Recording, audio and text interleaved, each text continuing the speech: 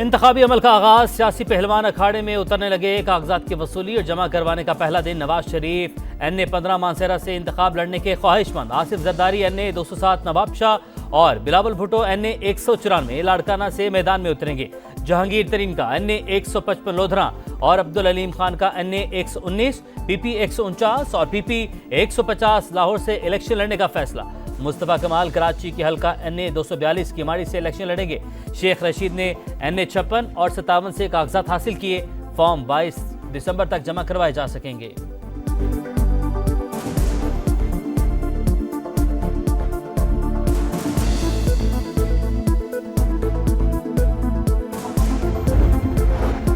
साबिक chairman PTI Lahore, Islamabad और मियांवाली से इंतखाबी मैदान में उतरेंगे। तहरीक इंसाफ का ऐलान। बैरिस्टर गौहर की शफाफ इंतखाबात के लिए चीफ जस्टिस से किरदार अदा करने की अपील।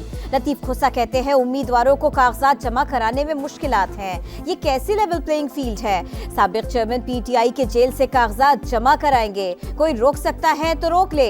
कल तमाम हाई कोर्ट्स में दरखास्त जमा कराने का ऐलान।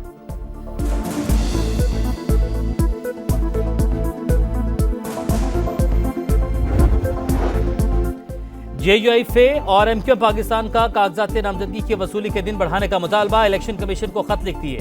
सेनेटर कामरान मुर्तजा कहते हैं सियासी जमातों ने टिकट तकसीम करने हैं, वक्त बढ़ाने से बेहतर उम्मीदवार चुनने में आसानी होगी। जांच पड़ताल के 3 दिन कम करके कागजात नामजदगी की वसूली के लिए 3 दिन का इजाफा किया जाए। MQ पाकिस्तान की भी तारीख में तोसी की दरख्वास्त।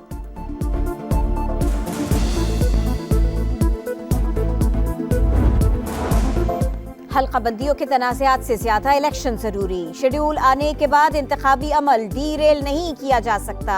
इंतखाबात में ताखीर से अवाम का जमहूरी निज़ाम पर एतमाद कमजोर और सियासी अदम इस्तेहकाम होता है। सुप्रीम कोर्ट का तहरीरी फैसला। लिखा हल्का बंदियों के मसाइल इंतखाबात से ज्यादा अहमियत नहीं रखते। हल्का बंदियों की दरखास्तें सुनी तो मुकद्दमेबाजी का सैलाब उमड़ आएगा।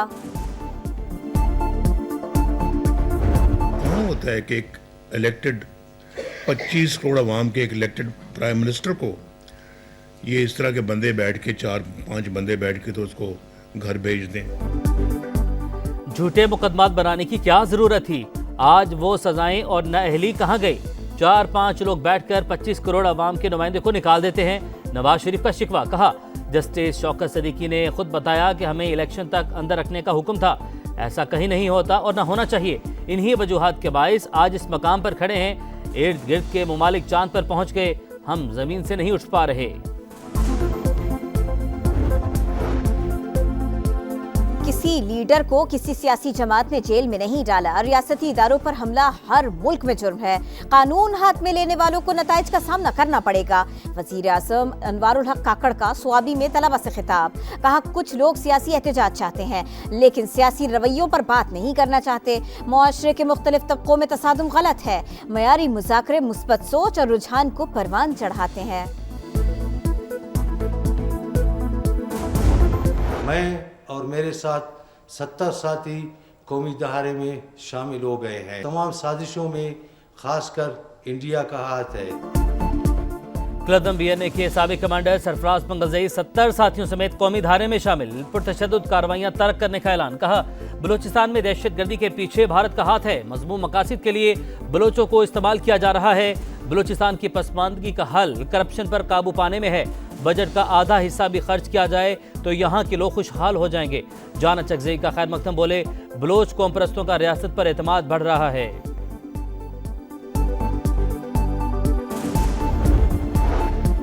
पाकिस्तान ब्लॉक पॉलिटिक्स पर नहीं तमाम दोस्त ममालिक के साथ मुतवाज़िन ताल्लुकात पर यकीन रखता है। Army chief general Syed Asim Munir की अमरीकी थिंक टैंक्स और मीडिया नुमाइंदों से मुलाकात में गुफ्तगू। कहा कश्मीर बैनुल अक़वामी तौर पर तस्लीम शुदा तनाज़ा है। कोई भी यकतरफा इक़दाम तनाज़े की नौइयत को तब्दील नहीं कर सकता। पाकिस्तान ने दहशतगर्दी के खिलाफ बेमिसाल कुर्बानियां दी। आखिरी दहशतगर्द के खात्मे तक जंग जारी रखने का ऐलान। GHQ हमला केस 63 मुलजमान के वारंट गिरफ्तारी के लिए कार्रवाई शुरू। तफ्तीशी अफसर ने ATC में बिला जमानत वारंट के लिए दरख्वास्त दे दी। मुलजमान के खिलाफ शहादत आ चुकी। जानबूझकर रूपोश हैं। गिरफ्तारी की इजाजत दी जाए, दरख्वास्त में मौके।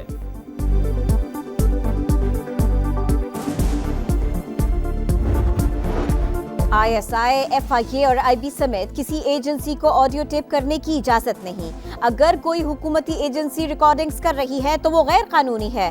अटॉर्नी जनरल का इस्लामाबाद हाई कोर्ट में जवाब। अदालत की आइंदा समाअत पर FIA और PTA को दोबारा जवाब जमा कराने की हिदायत। जस्टिस बाबर सत्तार ने रिमार्क्स दिए, तमाशा बनाना चाहते हैं तो बना लें, अगर हुकूमत ने नहीं बताया तो फिर नेशनल और इंटरनेशनल अदालती मुआविन मुकर्रर करेंगे।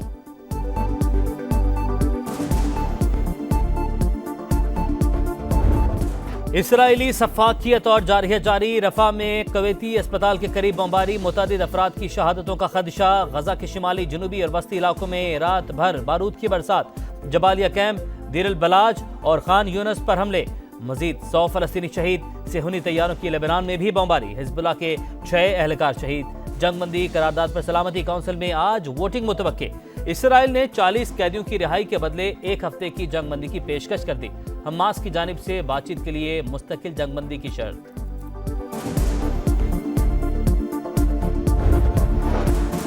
पाकिस्तान स्टॉक एक्सचेंज में दिन भर उतार चढ़ाव। एक मौके पर 1700 से ज़ायद पॉइंट्स की कमी देखी गई। इख्तितामी लम्हात में रिकवरी। 100 इंडेक्स 385 पॉइंट्स गिरकर 62,448 पॉइंट्स पर बंद। कराची के इलाके गुलिस्तान जौहर में 7 दिसंबर को NED यूनिवर्सिटी के तालिब इल्म का कत्ल। पुलिस ने केस हल होने का दावा कर दिया। पुलिस चीफ खादिम हुसैन रिंद कहते हैं 13 दिसंबर को मुकाबले में हलाक 2 मुल्जिमान ने डकैती मज़ाहमत पर मुर्तज़ा हुसैन को कत्ल और भाई को जख्मी किया। दोनों डाकू पंजाब पुलिस को भी मतलूब थे।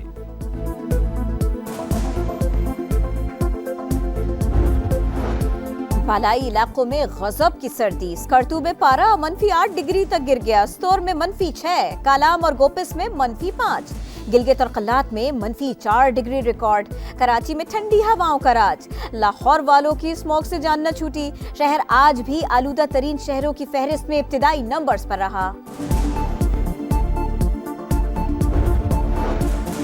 बाबर आजम एक बार फिर वनडे के नंबर 1 बैटर बन गए। भारत के शुभमन गिल की दूसरी, विराट कोहली की तीसरी पोजीशन। ICC ने रैंकिंग जारी कर दी। बॉलर्स में शाहिन अफरीदी का 9वां नंबर। टॉप 10 ऑलराउंडर्स में पाकिस्तान का कोई खिलाड़ी मौजूद नहीं।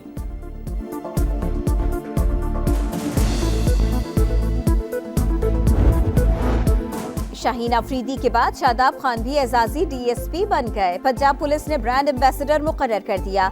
डॉक्टर उस्मान अनवर और एडिशनल IG ने रैंक लगाए। और सिंध के इलाके ठुल में मौसीकी के दिलदादा ने म्यूजिक लाइब्रेरी सजा ली। 100 साल पुरानी कैसेट्स और नायाब म्यूजिक सिस्टम, ग्रामोफोन भी असल हालत में मौजूद।